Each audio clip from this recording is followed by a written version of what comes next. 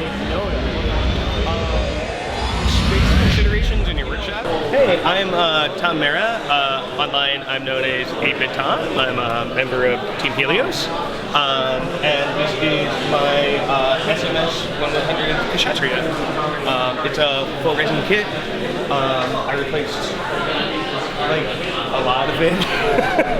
It has like 146 metal parts, so I had to remove all of the original resin parts. So like all of the tubing on the sleeves, the waist tubing, there was all resin there. They were solid parts, so I had to drill them out and sand it back down. And almost all of them didn't come with the kit. They're all like aftermarket. A lot of them are actually from Ace Hardware. Like a lot of this stuff, those are finishing washers and things like that. So I got really creative with sourcing the metal parts rather than just like eBay. Your local Ace Hardware is like 5 cents for metal bits, so get creative and look at that stuff. The funnel effects are acrylic rod, so I got those at Tap Plastic, and if you boil them like spaghetti, they are moldable, and then you dunk them in cold water to freeze them. Jaden, metallic painting. Oh. Now, this is a huge kit. Yes. Yeah. When approaching something like this, are there any special considerations that you have to take note of? Space considerations in your workshop is absolutely a thing. I went into this kit woefully unprepared. I actually ordered a conversion kit for the 1144 Bandai Kshatriya. Like I wanted binders that opened for it, and this came up in the mail. And so I was like, well, the universe is telling me something. So 9 months later, I was almost done with this. And a year after that, I finally just like. But one of the things to think about with resin, it's always surface prep. I must have primed this kit like 7 or 8 times. And every time you prime, you inspect your parts and weight is also an issue. It didn't come with the stand, it didn't come with the acrylic rod. I found out early on when I was test fitting parts that the joints that came with this kit were not up to snuff. And so like a stand was absolutely indispensable.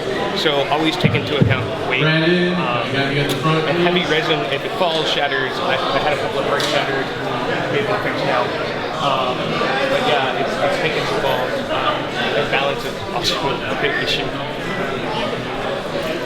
Tell us about like the LED work that you did on here. So the LED work is pretty straightforward. I've hidden the battery case in the underneath the wooden base here. So this was a wood canvas that I hand stained and lacquered. And so there's just 2 AA batteries down there. And then the 4 chest LEDs and the eye LED are all run into the hollow chest. And then those are all soldered together into a single lead, and that runs down into the back. So there's a basic, and then out of the base, I basically took a electronics headers. So they're for like circuit boards. They're actually very similar to they look like this when you crack them out of the plastic. So it actually has a plug. So I just plug it in to light it up and unplug. The beam sabers are fishing lures, and then I use the Bandai effect parts for the 1100 beam sabers, as well as these are aluminum spacers from Ace Hardware to scratch build the LED beam sabers, and then I just use 5-minute epoxy to glue them all together. Sweet. It's really long, 5 minutes waiting for that to dry, holding them together and hoping that you don't tilt it. Yeah. Cool. Well, thanks for talking to us. Thanks, not at all. Appreciate you giving me the time. Good one. You too. So by Clem's orders, I'm videotaping you do this very carefully. Yeah, adding to your nervousness. Ah, no.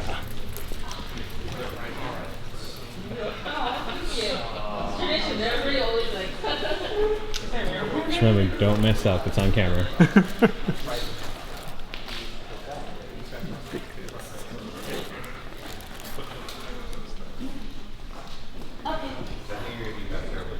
Okay, you're not messing up. It's spoiling. Hey, I'm Jeremy. I am from San Diego Gundam, and I'm here hanging out with those Gundam guys. This is my model. It's a K9 GM. Stop laughing, Freddy. Keep going.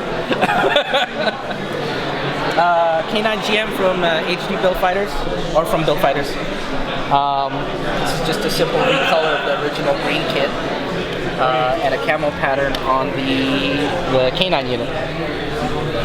No real modifications, it was just done as something to finish. I started snapping it at one of the build meets, and maybe 4 months later I finally finished it. Nothing really custom on it. Antenna and a knife has been sharpened. Complete custom color scheme on the sniper rifle. This came from summer build parts campaign or something like that. Yeah, that sounds about right. And the everything was fine and easy with this guy, but the K9 unit actually got painted and appreciated 3 different times. So I did appreciate and a paint for the green, and then the dark brown, and then the light brown. So it's overall, I painted it 3 times. So how fun was that camo pattern? I hated it. But it turned out, I think it turned out okay. But I'm never gonna do it again. Never. That's always it, isn't it? Like, Oh, you yeah. do one awesome thing once, then never again. Yeah. And the funny thing is, you know, you do this stuff, and now that I've been building for a while, you really get this. I'm really gonna build this to contest quality, and then you get kind of lazy. But that's kind of what happens. Every time. Yeah. Tell me about like your general, like your modeling philosophy. My modeling philosophy. I love subtle details. Things that it takes maybe 2 or 3 looks to really find. That's what I'm about. I love stuff where you can see it takes a lot of work, but I like being things like, oh, I didn't know that guy did that little look right there, or this detail wasn't in the normal.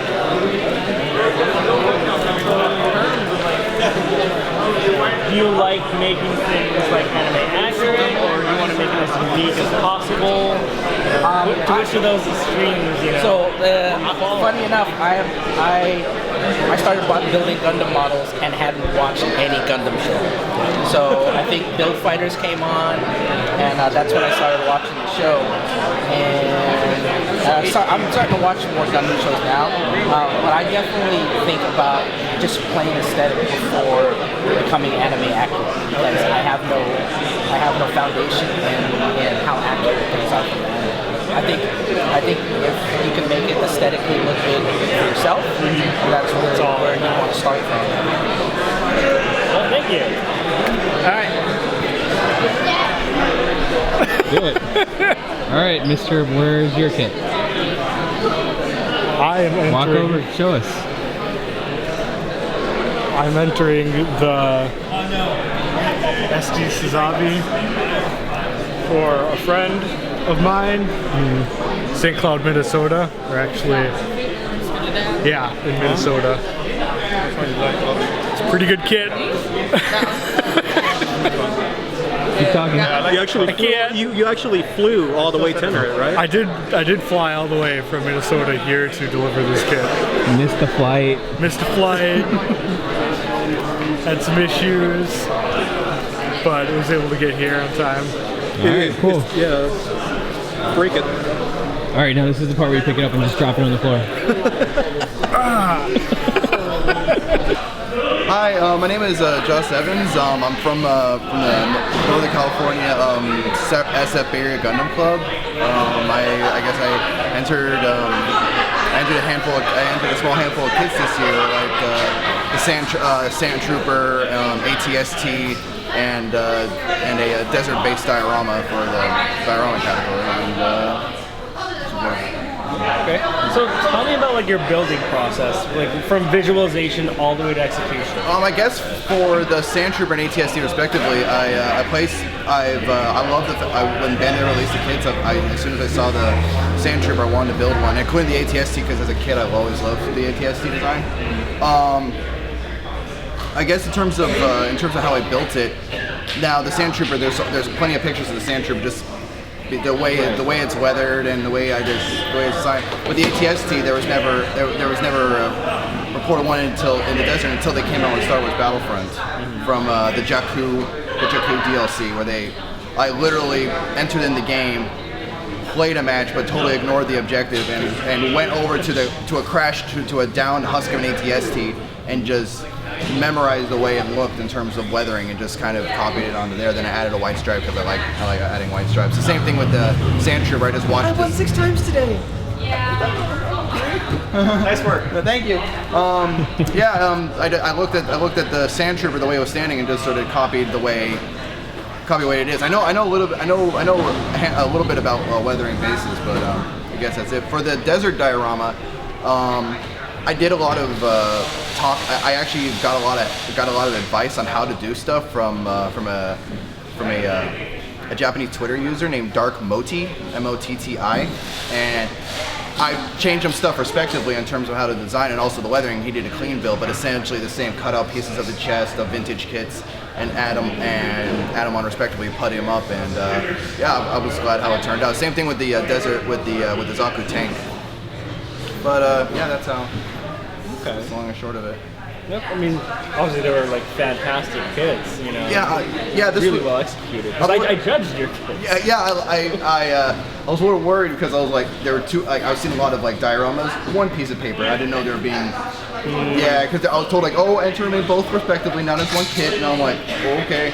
So I mean, I guess a little communication error.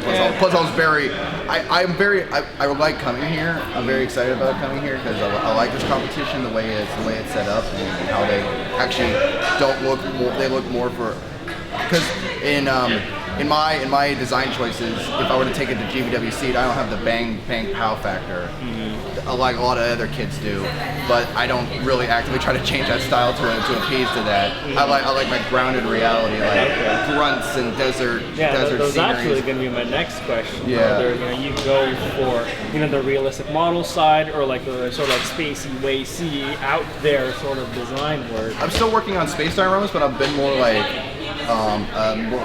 we're just attracted to the whole like Earth idea because like UC 1 Year War kind of like I like World War II designing and a lot of the weathering sort of goes hand in hand with that in terms of like oil splatters or desert or wearing down. I've been taught a lot of stuff by the other modelers that are part of my group, and they've been a massive help to me, and I can't thank them enough to helping me get where I am right now. So advice for you guys out there: go to other modelers, ask for advice, ask questions, make friends. Ignore him completely.